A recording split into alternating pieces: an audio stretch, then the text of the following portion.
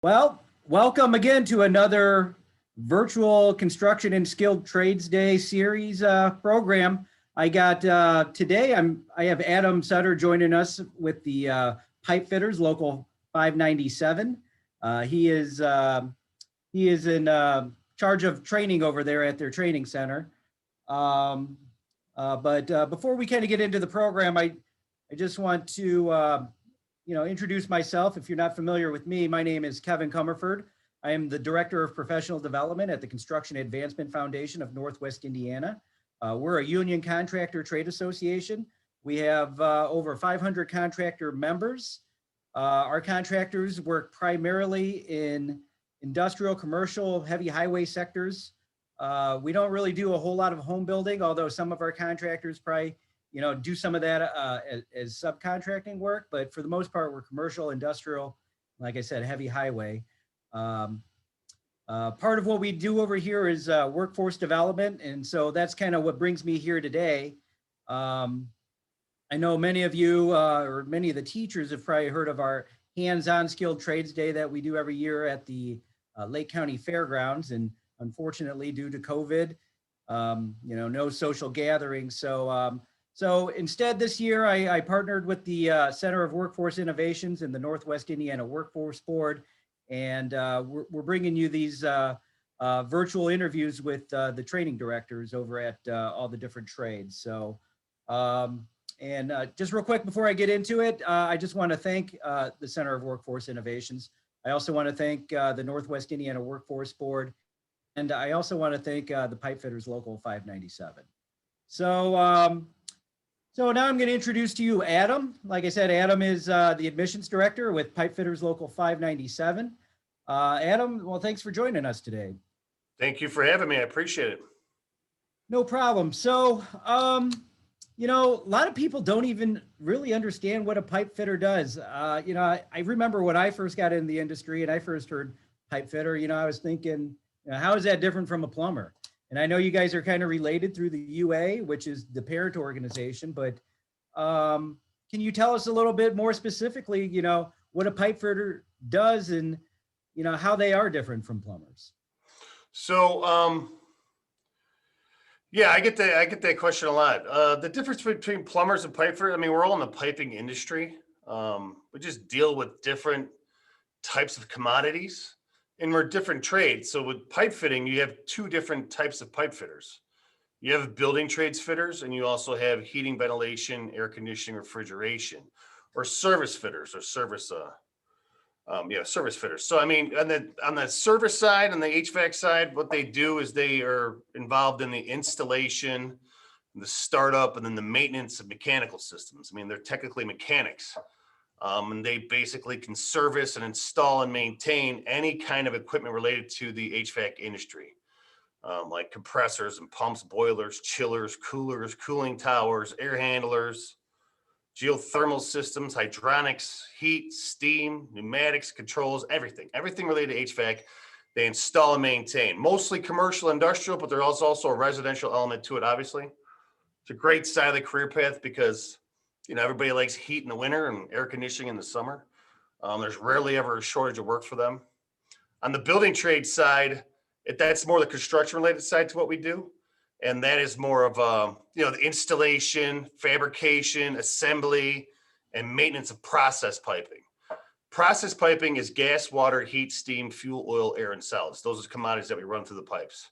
And that's like our bread and butter. That kind of what separates us from being plumbers, because plumbers deal with like clean water, sewer lines, vent lines, things like that. We don't do any of that work. They don't do any of ours. Do a lot of welding on that side of the trade. And pipe fitters are very proficient welders. They're highly skilled, and they're X-ray welders, meaning that every weld they lay, every bead they lay, can be shot with X-ray, and they have to be able to weld up to X-ray specifications every time they strike an arc. So they're very proficient in all the welding processes, and again, process piping is in basically every single structure out there, and same with heating and cooling. There's basically some sort of heating and cooling element in every single structure out there. So just plenty of work for what we do. So on your process side, what kind of facilities would you be working in typically? Are you in heavy industrial? Are you in light industrial? Do you work in commercial, hospitals? I mean, what are some of the facilities that you might find a pipe fitter on the So building trade side? yeah, essentially everywhere you could think of. So like high rises, hospitals, schools, shopping malls, airports, hotels, labs, pipeline, refineries, nuclear power plants, chemical plants, gas distribution centers, manufacturing plants, food processing plants, steel mills, pumping stations, powerhouses, warehouses, breweries, residential. I mean, you name it, we work there. Wow. Wow. Yeah, Yeah, you guys are everywhere. we really are. Yeah. so so let's kind of talk a little bit about the apprenticeship program, because I think that's what a lot of the students listening to this might want to hear. So can you tell us a little bit about the program? Well, first of all, how long is the program, and where do you guys do your training at? All right, so we have 2 5-year paid apprenticeships, HVAC and building trades, and then all the training is handled here at the Mokina Training Center in Illinois. It's southwest suburb of Chicago. We have a really big, massive, beautiful building over here that's outfitted with all the cool toys and everything you need to be successful. We also have 2 satellite facilities, but there's no apprenticeship training done at these satellite facilities, but members can train there in their free time. So we have one in Crown Point, and we have one in Aurora, Illinois. So you said you have 2 apprenticeship programs. Yeah. Do you apply for each one of those programs, or once you're in, do they assign you to one or the other? Or, how are you determined whether you go on the service side or whether you go on the process side? All right, so on application day, I mean, it's open to the public. Anybody can apply. When you come in, though, you have to choose one or the other. Okay. And most people know coming in the door which side of the trade they want to apply to, but you have to select either HVAC or building trades on the day of application. So I'm going to go ahead and stop this screen share real quick, and I'm going to go ahead and pull up your website. And if you could take us through like the application process and some of the requirements. Sure. Where I'm going here is the We Build Northwest Indiana website. And if you click on trade careers, there's a list of all the different building trades, and pipe fitters are one of them. And here's a little information about what the pipe fitters do, a little bit about where they're, so it's a 5-year apprenticeship program. It's in Mokina. Here's the address, but there's this link right here that'll take you right to the pipe fitters website.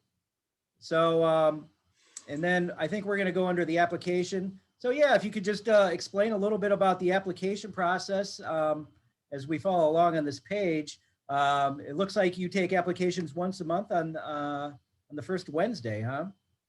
Yes, application day is the first Wednesday of every month from 8 a.m. to 12 p.m. at the training center in Mokina, Illinois only. It's only in Mokina. Typical requirements are that you're at least 18, valid driver's license or valid driving privileges, birth certificate, high school diploma, GED, or high school transcripts. I can't take any college, only high school. And there's a $20 application fee, which is cash or money order. And there's also an additional $15 charge for the study guide for the exam that they would eventually take, which you can buy on application day. And that's cash or money order as well. We also open the doors for seniors in high school. So if you're a senior in high school, you're at least 17 years old, you have valid driving privileges, you have a birth certificate, and you need a letter from your high school that says you're on track to graduate. We use that letter, that on track to graduate letter, in place of the high school diploma so that they can apply while in high school, go through the admissions process, and that once they graduate high school, then they become immediately eligible for selection for the apprenticeship. So essentially they could walk across the stage at high school and start their career the next day versus having to wait and start the process after they graduate. So we allow them to come in. So seniors can apply and then anybody else can apply. Okay, as I'm going here, you had mentioned one thing, and a lot of the trades that I've talked to has hit on this, but I want to stress it to our audience out there listening that why it's so important to have the driver's license and reliable transportation. I think a lot of I think there's a lot of misconceptions about, the trades. It's not like you're going to the same place every day. You got to go to where the job is. Can you talk a little bit about that aspect of being in the trades? Yeah. So Local 59, Pipefitters Local 597 is the largest pipe fitting local in the United States. And we cover 29 counties as far as jurisdictions concerned. So we cover from the Wisconsin border of Illinois down to Iroquois County, Illinois, which is just north of Peoria. Go all the way out west to East Moline, so damn near Iowa. And then you go out east to South Bend, Indiana.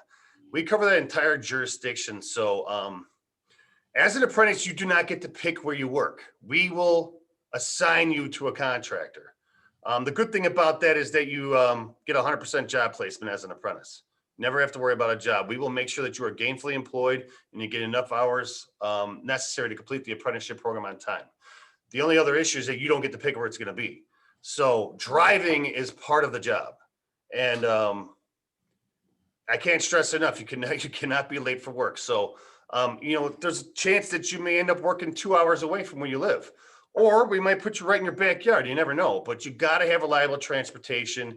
You got to have the legal ability to drive in order to be successful at this, because sometimes you're going to work on a job. It may take a year, maybe take 5 years. You may work for the same contractor for 35 years. But you're going to be working different job sites. And sometimes you might visit a different job site 5 days a week. So you got to be able to get there, and you got to be able to get there on time. Yeah. And you can't stress that point enough. I mean, prior to joining the CAF where I'm at right now, I worked for Superior Construction, and I was working on a lot of bridge jobs. And then I was out at the BP refinery. I lived in Valparaiso. Sometimes I was out in South Bend. Other times I was down. One time I was down in Jasper County working on a bridge down there, and then out in Whiting. So you got to be able to get to the job and get there on time. And I think that's a crucial point that we need to underscore here, because if you can't get to the job and you can't get to the training, you're not going to make it in the apprenticeship program. So thanks for hitting on that. So Yeah. I see number 2 here is the aptitude test. A lot of people, when they take tests, they get a little test anxiety. Can you maybe give us a little insight on, I see you got reading, numerical comprehension. What should you study while you're in high school to maybe have a well-rounded education to be able to, pass these 5 sections of the aptitude test? So it's a basic aptitude test. Kids in high school are better prepared for it than, let's say, people my age. But I mean, to be honest with you, in high school, what I would say is, look, you got to be good at math, right? I mean, the trades use math every single day, and pipe fitter mathematics is trigonometry and geometry. By no means do you need to be a math whiz on this test, but you're going to see, basic reading skills, and you got to be able to understand and comprehend and retain everything you get from these reading problems. The math portion is like decimals, fractions, a little bit of algebra, Bennett mechanical. I mean, if you're in high school, I'd say get your hands on as many trade related classes as you can get, and try your hand at it. Make sure you even like it, number 1. But 2, get as much out of it as you can. And then 3D visualization is actually called paper folding. And that's essentially like spatial awareness. And you'd be like folding paper in your mind, and where does the hole go, right? It sounds simple, but it is not. I'll tell you right now, the math portion and the paper folding or 3D visualization are the hardest parts of the test. Yeah, we had Rich Gamblin with the Ironworkers on earlier, and they do something similar where they have all these mechanical pieces and they're all loose on a piece of paper, and you have to say, hey, if you join them all together, it looks like that. So that's something that's pretty common in the trades, I think, too, Yeah. along with the math. So then we go to 3, you see the score pickup. So does everybody what's a passing score for the aptitude test? And if you get a passing score, are you automatically go to the interview process, or what follows up after you pass the aptitude test? So our process is a little different. We don't have interviews anymore. Okay. What we use is what we call a personal experience form. And that's like a glorified resume. I mean, it tells me everything about you, and it's a big part of the selection process. But test score pickup, basically 71% is the cut score. So 71% is passing. Obviously, the better you do on the test, the better off you're going to be.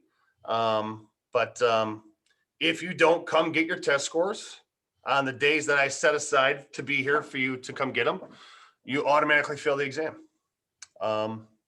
If you pass the exam and you pick up your test scores, you go into our eligible candidate pool, where you are now eligible for selection for 1 year. So you had mentioned something like if you missed the test, you're automatically, discarded from the program. Right. I know that's true of other trades too. And I think the point that these trades are trying to get across is, punctuality is key in this industry. You cannot be late on the job site. Every time you're late, you're hurting the contractor, because the contractor expects everybody to be there on time to put in the, full day's worth of work. And if you're late, you're not only detrimental to that contract, but you're detrimental to the crew and all the work that goes on. So I think that's one of the reasons you do that. And correct me if I'm wrong, but I think punctuality is very key in our industry, especially when you're making pretty good money. There's other people that are vying for these jobs. So yeah, I know attendance is a must. And it's part of the reason why we take applications on a Wednesday instead of a weekend. Yeah. I want to see who wants to be there, who's going to show up on time, but attendance is a must. And then that fourth bullet point I see under score pickup, it says building trades applicants are eligible for the hybrid program. Now, I've talked to you a little bit about this hybrid program in the past, and it's a really interesting program. I guess you could call it a pre-apprenticeship program. Can you talk a little bit about the hybrid program and how it relates to getting accepted into the pipe fitters? Yeah, so the hybrid program is a 20-week accelerated welding program. You have to be selected for it. You cannot apply for it. But if you pass the basic aptitude test, you become eligible for selection for the apprenticeship and for the hybrid program, only if you're a building trades candidate. So hybrid, 20 weeks on paper, it's 5 days a week, 8 hours a day from 7 a.m. to 3:30, Monday through Friday. In reality, it takes 6 days a week, 10, 12 hours a day to pull it off successfully. Every 4 weeks, there's a benchmark you must meet with your welding skill. If you meet the benchmark, we allow you to stay in the program. If you don't meet the benchmark, we take you out of the program and put you back into the candidate pool where you'll still remain eligible for selection for the apprenticeship program. In the end, you have to pass a UA 60 weld certification, which is basically heavy wall, 6G stick, X-rayed. So it's stick welding on a very thick boiler tube. And it has to be shot with X-ray to make sure it's a solid weld. If you pass that certification, you become a first-year apprentice immediately. If you fail that certification, we take you out of the program and put you back into the candidate pool where you were before you started. And it is unpaid. You are not paid for this. So it's 5 months, no pay, 6 days a week, 10, 12 hours a day at this training center in Mokina. But I also put hybrids out in Crown Point, and I also put them out in Aurora. It's a great opportunity. It really is. You get some sick welding skills in those 5 months. And essentially what you're doing is you're completing 2 years of the apprenticeship program, just only the welding piece, not the actual schooling, but just the welding piece in 5 months. And you're like miles ahead of the rest of the apprentices when it comes to that. But there's a lot of risk to it, obviously, but there's a lot of reward to it too. But it really is, it's kind of a young person's game, to be honest with you. Ideal. Yeah, because you got to be living at home, and yeah, 18 to 25, absolutely, they're going to be the ideal candidates for that one. So all you audience members out there that are in high school, that could be a definite plus for you folks. So okay, so and then you get accepted. So let's talk a little bit about the apprenticeship program, minus the welding portion of those people that go into the hybrid, since you just discussed that. It's a 5-year program. Can you talk about what you're learning in year one, and as you progress through the apprenticeship program, how does your skills progress as you go through the program until you finish up, which you then become a journey person? Yeah. So, I mean, obviously first years come in and they're trained on their basic stuff. We're giving them knot tying, torch cutting, pipe rolling, rigging, welding. And then, and there's obviously a lot more that goes to curriculum than just that. Eventually, and then every year you progress, you get more, you gain more skill through us, like, CAD, BIM, Trimble. Then you'll go through like, layout, installation, fabrication, assembly. I mean, you essentially every year you progress, you earn more skill and you get more responsibility on these job sites. So first years come out, they're pretty green, but they pick it up quickly. By the time you're a third year apprentice, you could literally be running jobs out there. And I can't speak to enough. The HVAC side's the same way, it start off with your basic stuff, refrigeration, installation, troubleshooting, and it moves on from there. You eventually move on the boiler, steam, hydronics, and you eventually work your way up to like the green stuff. But yeah, I mean, it's every year you progress, you pick up more skill, more responsibility on these jobs. So are you required to complete so many classroom training hours each year? Yeah. And on the job working hours as well? Is that a requirement? Yeah. In total, you'll do 1,100 hours here at the training center and 10,000 hours in the field. And that's through the whole 500? That's the whole 5 years, yeah. And then every year you reach those benchmarks, you'll get pay increases as you go through the program as well? Absolutely. And do you get pay increases just once every year? Once you complete your first year, there's one pay increase? Yes. Or subdivided in between the years? Yeah, every year you bump up a pay scale. Okay. And then I know a lot of young folks don't really think about this, but all the trades offer some sort of fringe benefit program, and the pipe fitters are no exception.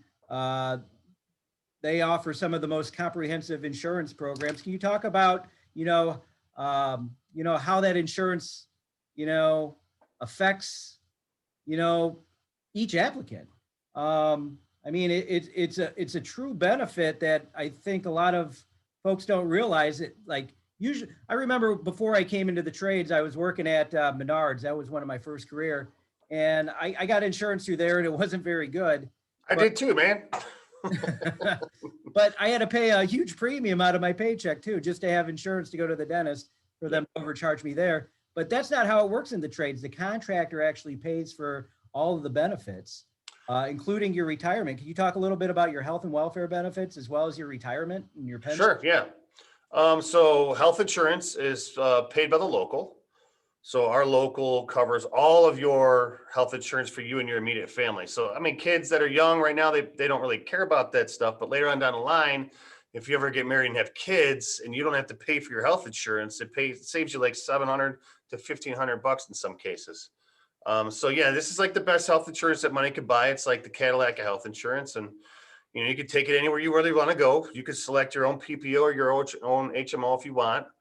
And then we also have our own wellness centers in our training centers. So we have our own doctors, nurses, physical therapy, pharmacy, all that stuff here in the training center. So you can literally come to work and go to the doctor for free.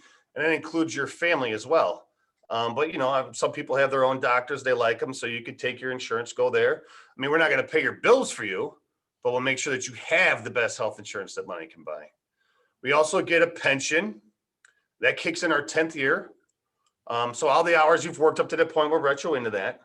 So for every 900 hours we work, we get one pension point towards our retirement. Our pension point is worth $76.50. But on average, we do about 2,200 to 2,800 hours of work a year individually. So we get up to 3 pension points a year. And, you get 35 years out of somebody. I mean, that's a big number. Starts to add up, being what you get paid out every month, But then you also get a 401k on top of that. So the 401k kicks in your second year, and you can start putting $18,000 of your own money into that a year. But the contractor that you work for has to put $3 an hour on top of what you make hourly into your 401k for you. And then when you become a journeyman, they have to put $11 an hour into that 401k for you. So our journeymen are making upwards of almost $70 an hour. Well, but you don't see all that on your paycheck, but. Yeah. A lot of it, goes towards those fringe fund benefits. Right. So, I mean, it's, they're really nice benefits, man. You really can't beat it. I mean, and here's the thing, like all of the construction trades are very similar in pay and very similar in benefits.